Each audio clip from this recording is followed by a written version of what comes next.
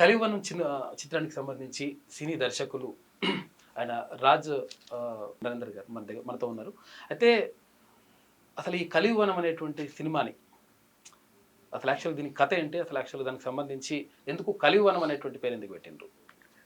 ముందుగా క్యూనిస్ యాజమాన్యానికి, క్యూనిస్ ప్రేక్షకులకి నా హృదయపూర్వక నమస్కారాలు.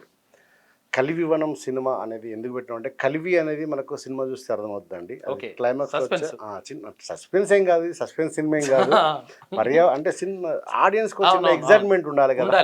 సినిమా చూసినప్పుడు ఒక చిన్న ఎగ్జైట్మెంట్, వావ్ ఇది ఉందా అని ఒక చిన్న ఎగ్జైట్మెంట్ కోసం కలివి అనే ఒక పదాన్ని మేము కొంచెం హోల్డ్ చేస్తున్నాం అంతే. 21 తారీఖు ఆల్రెడీ బ్లాస్ట్ అవుతుంది.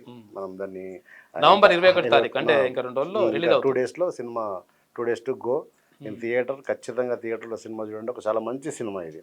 వనం అంటే ఆటోమేటిక్గా తెలిసిందే, అడవి, ప్రకృతి. వాస్తవం ఏంటంటే ఈ అడవి లేకపోతే మనుషులు లేరు. అడవే మనిషికి జీవనాధారం. అడవి నుంచి వచ్చే సంపద, అడవి నుంచి వచ్చే హెయిర్ తోటే, గాలితోటి ఆక్సిజన్ పీల్చుకొని మనం బతుకుతున్నాం. అలాంటి అడవుల్ని సంరక్షించుకునే బాధ్యత మన మీద ఉంది అని చెప్పే సినిమా కలివివనం. అందుకే ఈ సినిమాకు కలివివనం అనే పేరు పెట్టాల్సి వచ్చింది. ఇందులో ఏమైనా లవ్ స్టోరీ ఉందా? ఉంటుందండి. ఒక హార్ట్ టచింగ్ లవ్ స్టోరీ ఉంటుంది, గొప్ప లవ్ స్టోరీ ఉంటుంది.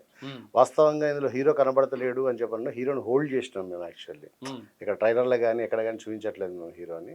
ఇలా అద్భుతమైనటువంటి లవ్ స్టోరీ ఉంటుంది. హీరో ఉన్నాడు. మీకు చెప్తా ఇప్పుడు హీరో గురించి. సినిమా ఏ ఛానల్కి చెప్పలేదు కానీ ఇప్పుడు మీ ఛానల్లో చెప్తాను. హీరో ఎవరంటే ప్రకృతి హీరో ఇందులో.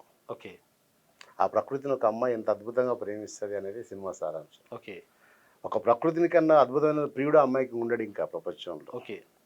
ఆ ప్రకృతిని ఆ అమ్మాయి ప్రియుడు అనుకొని పాట పాడుకుంటుంది, ప్రియునిలా ఆ ప్రకృతిని చూసుకుంటుంది.